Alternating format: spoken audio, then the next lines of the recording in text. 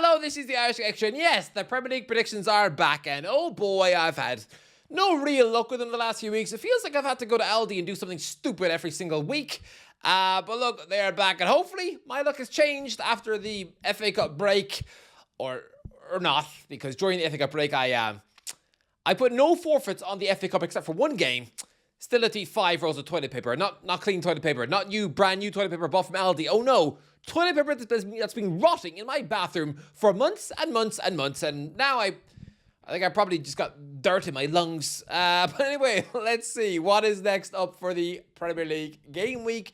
Was it 22? 23? I can't even keep up. I forget. I don't know. I feel like my brain's turning into mashed potato with every passing week. But let's see.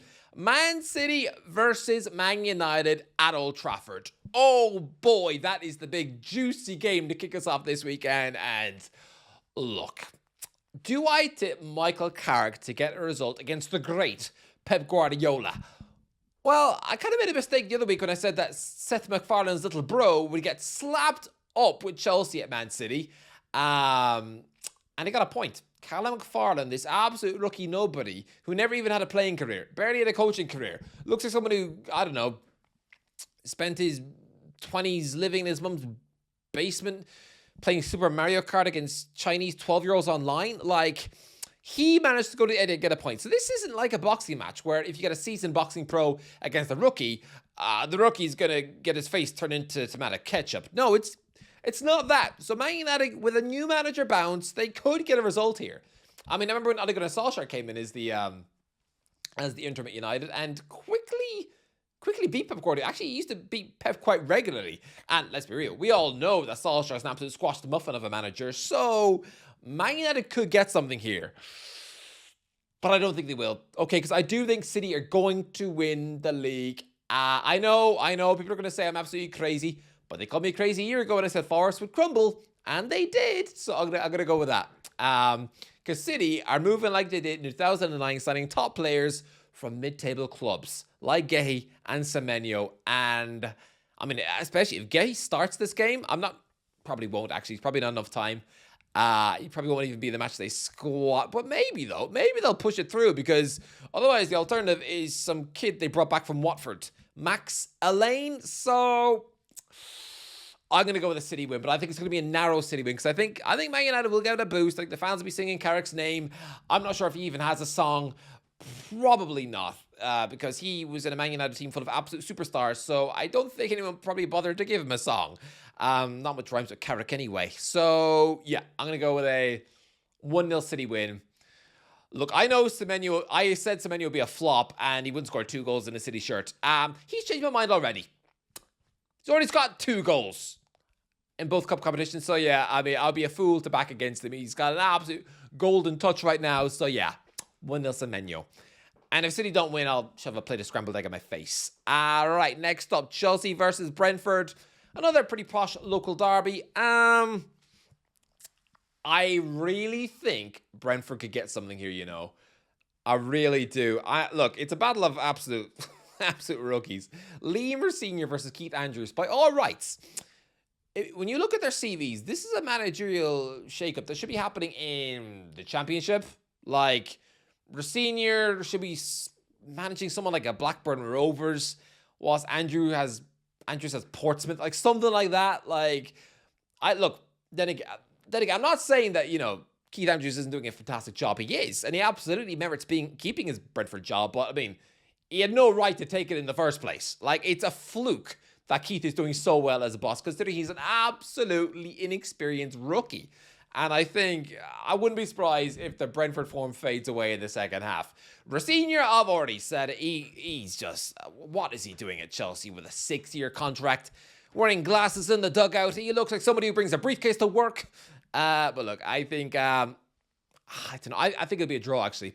I think Liam and Keith sort of cancel each other out as these two guys who can't believe their luck in that they've landed absolute dream jobs when lesser clubs in Hull City and MK Dons have both decided neither man was up to much. So, look, I'm going to go with a 1-1 draw. But it could go either way. I mean, Chelsea have a horrendous record against Brentford, so I don't think I will put a forfeit on the line. Nah, I don't think I will. It's too close. I'm going to go 1-1. I'll go Igor Thiago, give Brentford the lead, and Cole Palmer penalty second half. But no Chelsea win. No. Next up, Leeds versus Fulham. Oh, you just know Harry Wilson's going to score here. Like, this is someone I'm surprised hasn't played for Leeds. Like, he's one of those players who it feels like he has played for Leeds, because considering they've been interested in him for a while. A bit like how Leeds they're always sniffing around Dan James, and so nearly had him from Swansea before he joined Man United. And then inevitably he went on to join Leeds anyway. So, yeah, Wilson feels like another one of them. I can almost picture him in a Leeds United shirt. Like, it feels like he has to play for them one day. But he'll definitely score because he's in raised up form. And you know what? I'm going to go with a Fulham win. A rare... Yeah, I'm going to go with a Fulham win. I know Leeds are red hot favourites, but come on. They came unstuck in the 102nd minute at St. James's Park. And I think them losing their winning streak and unbeaten run, I think it's going to wobble the confidence a little bit. And it's a bit like when a team keeps on, they're in the middle of an unbeaten streak. They've so much motivation to not lose the next game because they want to keep they want to see how far they can push the unbeaten run. A bit like Arsenal in 2004. But remember when Arsenal lost on a unbeaten run, they were soon finding it so difficult to beat everyone. Man United beat them in October 2004, and then a week later, Arsenal needed a last-minute Van Persie goal to not lose it to Southampton. So I think once an unbeaten run goes, I think it can knock a bit of momentum out of a team. So I think 2-0 Fulham win. I'm going to go with Harry Wilson and Iwobi. All right, next up, Liverpool versus Burnley. Really unconvincing Liverpool win. That just seems to be all Liverpool can do right now. Win unconvincingly. I know they ended up beating Barnsley 4-1 in the cup, but let's be real, it was 2-1 with like 10 minutes left after Szoboszlai arrogantly gave a goal away by trying to roll the ball, like backheel it to his goalie. It's something you'd see somebody casually do on a five-a-side pitch when nothing is at stake. Nah, he did it in like a full cup competition. It's a good job he scored a goal in that match because that really did make him look like some sort of arrogant muffin. But look, I'm going to go with unconvincing 1-0 Liverpool win. Ekitike, I think it's going to be unconvincing. And if Liverpool have a handsome win, if they win by 3 or more goals, which I don't think they will do because their confidence still isn't there, I will aggressively bark at strangers like a dog. All right, next up, Sunderland versus Crystal Palace. Crystal Palace win what? Oh, lads, when I look at when I do that video at the end of the season where I look at what when I calculate the Premier League table based on my weekly predictions, I'm kind of scared to see where Sunderland are going to finish. They probably will finish on about 9 points, which I predicted for them in real life back in August. Because I really do tip them to lose every week. But I just think, I'm not trying to be some salty little nugget. I think they will collapse. I've been saying it for a while. I think their sparkling run of form has to really drop off soon. And it kind of has. I mean, they haven't won in a while, but to be fair, it's not really a rotten run of form because they're a newly promoted team with a lot of stars away in Africa, and they're like drawing a lot of games. So they haven't even fallen off that much. But look, I'll go with the Crystal Palace 1-0 snatch and grab. You soak up a lot of pressure, hit them on the break. A late Yeremy Pino goal. But do I do forfeits on this? Yeah, why not? Go for it. Put your face where your words are. If Sunderland win, I will rub 5 salmons on my face. And then not wash my face for the rest of the day. Oh, that'll be smelly. All right, next up, Tottenham versus West Ham. Lads. West Ham usually have a good record against Spurs in this, over the last 10, 15 years or so, in this kind of derby. I mean, I know Pochettino's Spurs used to weirdly lose to West Ham all the time. Do I go for it now? Nah, West Ham are terrible. And I know it's a derby, and I know form goes out the window, kind of, but no, they are abominable right now, and they're in talks to lose their best midfielder, Lucas Paqueta, back to Brazil with Flamengo. By the way, isn't it kind of mad? Doesn't it kind of speak to how badly Aston Villa started the season? That back in August, when Villa hadn't scored yet, Paqueta didn't even think it that much of an upgrade to swap West Ham for Aston Villa. He was looking at it as a pointless sideways move.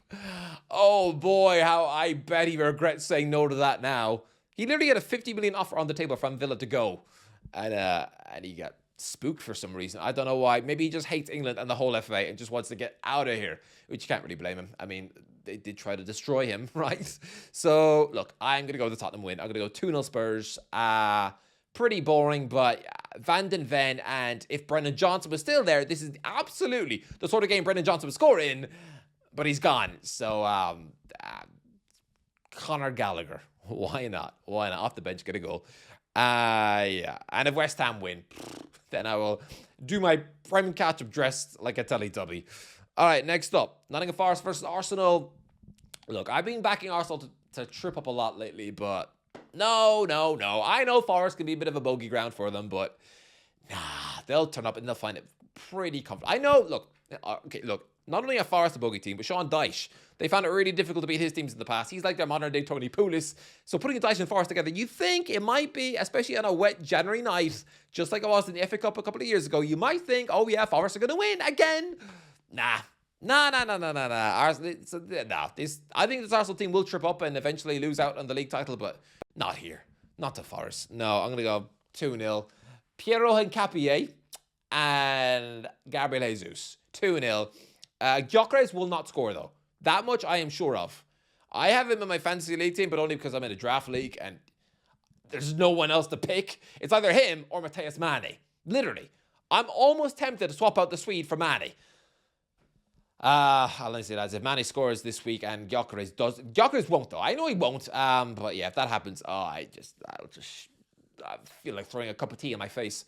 But yeah, I mean, if Gyökeres does score, let's say that is the forfeit. If Gyökeres does score, I will tell people outside Aldi that I'm in love with a teddy bear. All right, next up, Wolves versus Newcastle. It's got to be a Newcastle win. I know Wolves have form right now. A lot of form. I mean, they just spanked a team by 5 goals in the FA Cup. They are brimming with form.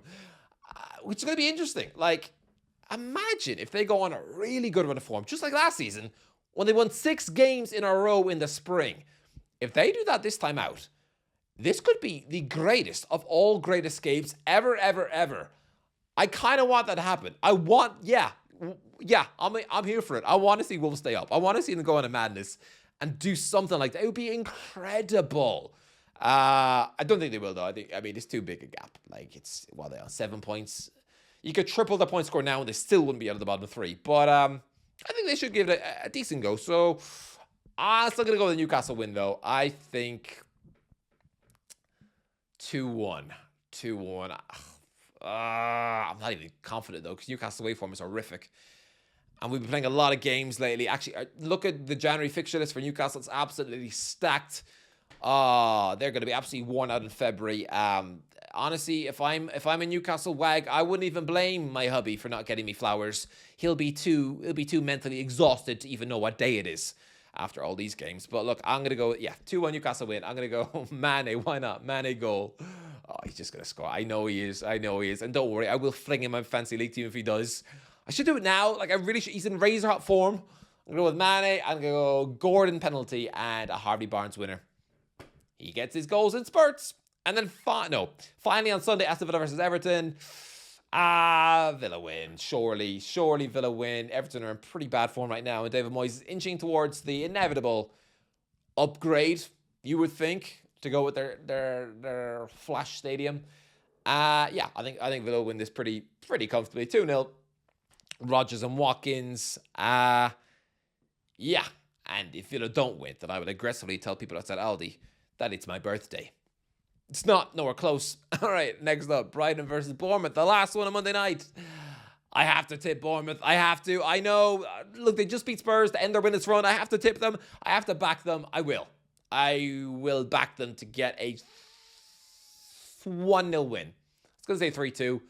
It'll be a 1-0 win where Brighton will dominate the ball and just squander a lot of chances. 1-0, Pascal Gross own goal. Anyway, and if Brighton win, I'll eat 100 bananas. Anyway, that is the end of the video. If you enjoyed the video, don't forget to like your guy. What do you think? What are your predictions? Let me know in the comments. If you enjoyed the video, don't forget to like your please. I'll talk to you in a while. I mean, I'll waffle you in a while. I don't know. Why am I even wearing this Valencia? I don't even support...